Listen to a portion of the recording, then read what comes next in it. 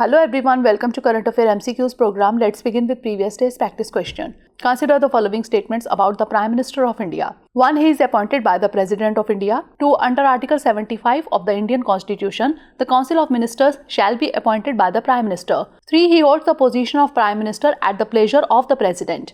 How many of the statements given above are correct? Only 1, only 2, all 3 or none? The correct answer is option B, only 2.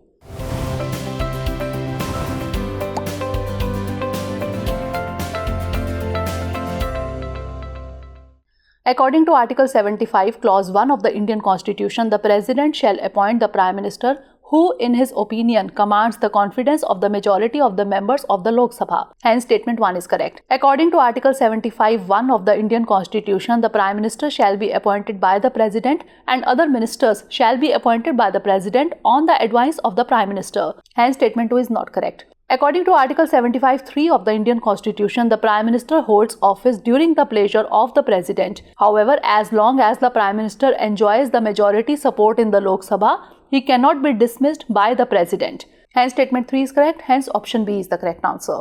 Now, let's begin today's session. First question is, regarding the exit polls, consider the following statements. 1. An exit poll is a survey conducted immediately after voters cast their ballots. 2. It is conducted by the Election Commission of India. 3. It is prohibited to publish exit poll results during the voting process. Which of the statements given above is or are correct? 1 and 2 only, 2 and 3 only, 1 and 3 only, or 1, 2 and 3? The correct answer is option C, 1 and 3 only. An exit poll is a survey conducted immediately after voters cast their ballots. It asks voters which candidate they supported, aiming to determine which party is ahead in the polling. Hence, statement 1 is correct. These polls are conducted by private agencies, not the Election Commission of India. Hence, statement 2 is correct. The ECI prohibits publishing exit polls during the voting process, but they are allowed to be published 30 minutes after the last vote is cast. Hence, statement 3 is correct. Hence, option C is the correct answer.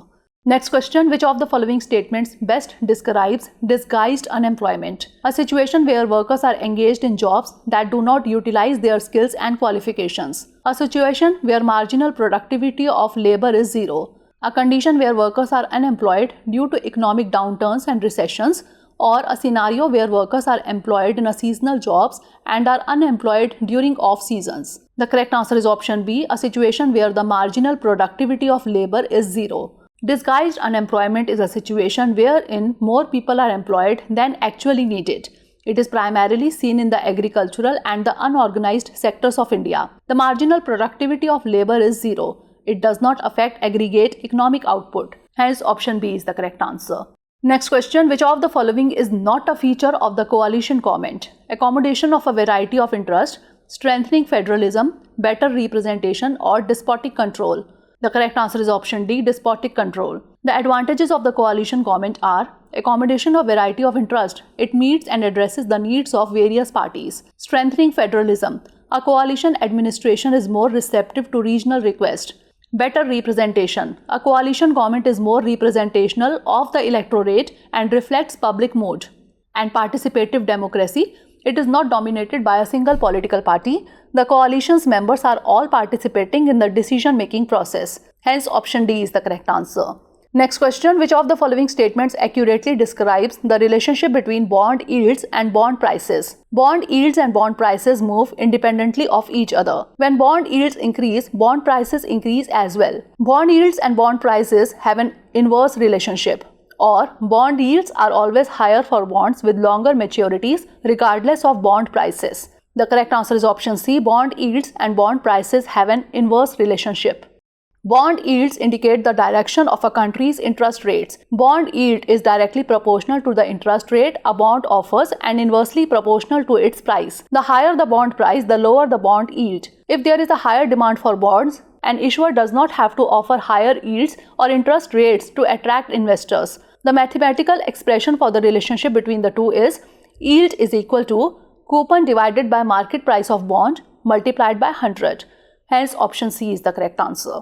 Next question, regarding the Election Commission of India, consider the following statements. 1. ECI has the power of superintendence, direction and control of elections to Lok Sabha and Rajya Sabha only. 2. ECI is not concerned with conducting elections to panchayats and municipalities in the states. 3. The Chief Election Commissioner can be removed in the same manner and on the same grounds as a judge of the Supreme Court. Select the correct statements using the codes given below. 1 and 2 only, 2 and 3 only, 1 and 3 only, or 1, 2 and 3. The correct answer is option B, 2 and 3 only. The Constitution of India vests the Election Commission of India with the power of superintendence, direction and control of elections to Parliament, Lok Sabha and Rajya Sabha, state legislators, state legislative assembly and state legislative council if exist, and office of Vice President of India. Hence, statement 1 is not correct. The ECI is not concerned with conducting elections to panchayats and municipalities in the states. It is conducted by a separate state election commission in each state. Hence, statement 2 is correct. The Chief Election Commissioner can be removed in the same manner and on the same grounds as a judge of the Supreme Court. Hence, statement 3 is correct. Hence, option B is the correct answer. Next question. The Mandal Commission established in India in 1979 primarily aimed to assess the economic policies of the Indian government, develop a framework for environmental protection and sustainable development, study the impact of globalization on Indian agriculture, or examine the condition of socially and educationally backward classes and recommend measures for their advancement. The correct answer is option D. Examine the condition of socially and educationally backward classes and recommend measures for their advancement.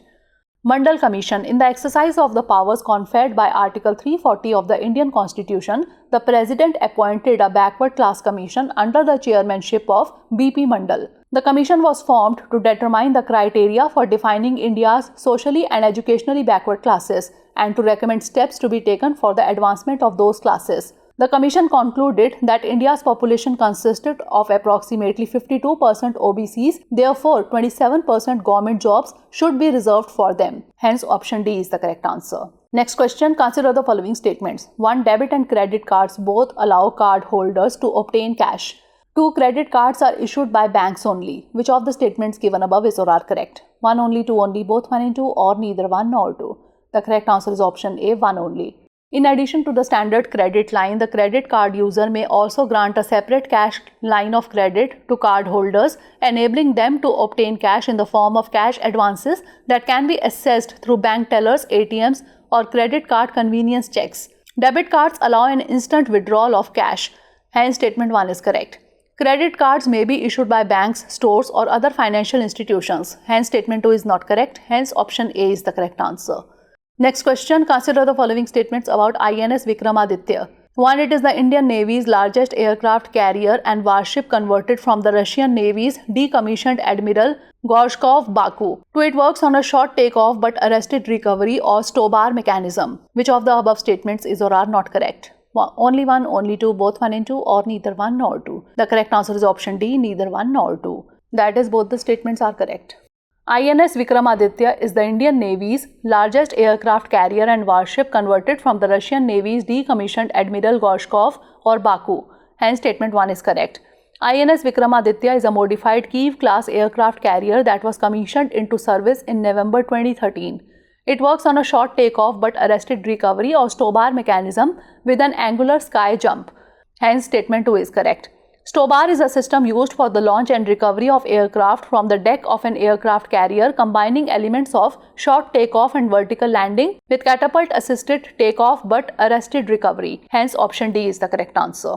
Next question, what is the primary purpose of the marginal standing facility introduced by the RBI? To allow long-term loans to commercial banks at a lower interest rate, to allow banks to borrow overnight funds from the RBI in case of severe liquidity shortages, to offer a platform for trading government securities, or to regulate the foreign exchange market by controlling currency exchange rates. The correct answer is option B, to allow banks to borrow overnight funds from the RBI in case of severe liquidity shortages. Marginal Standing Facility or MSF is one of the important provisions but put forth by the Reserve Bank of India through which certain commercial banks can achieve liquidity overnight. MSF is used as an emergency tool by the banks to borrow overnight funds from the RBI in case of severe liquidity shortages. The MSF rate is usually set slightly higher than the repo rate, which is the rate at which banks borrow funds from the central bank by selling their government securities.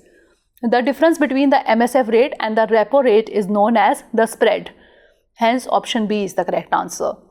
Last question is, consider the following statements. 1. Carbon neutrality is the balance between emitting carbon and absorbing carbon from carbon sinks. 2. Carbon negative occurs when a company removes more CO2 from the atmosphere than it even emits. Which of the above statements is or are correct? 1 only, 2 only, both 1 and 2, or neither 1 nor 2? The correct answer is option C, both 1 and 2. Carbon neutrality is the balance between emitting carbon and absorbing carbon from carbon sinks. Carbon dioxide released into the atmosphere from industrial activities is balanced by an equivalent amount being removed. Hence, statement 1 is correct. Carbon negative occurs when a company removes or captures more CO2 from the atmosphere than it even emits. The company having a negative amount of carbon emissions has a positive impact on the climate. Hence, statement 2 is correct. Hence, option C is the correct answer. Now is the time for practice question. Which of the following statements is or are correct? 1. The Greenhouse Gas Protocol categorizes GHG emissions into 3 scopes. 2. Scope 3 emissions include emissions for which a company is indirectly responsible due to its upstream and downstream activities. 3. Scope 3 emissions are the hardest to reduce. Select the correct answer using the codes given below. 1 and 2 only, 2 and 3 only, 1 only, or 1, 2 and 3. Send the answer of this question in the comment section. Stay tuned for the next episode. Thanks for watching. For more informative content, like, share and subscribe, and do not forget to press the bell icon to get the notifications.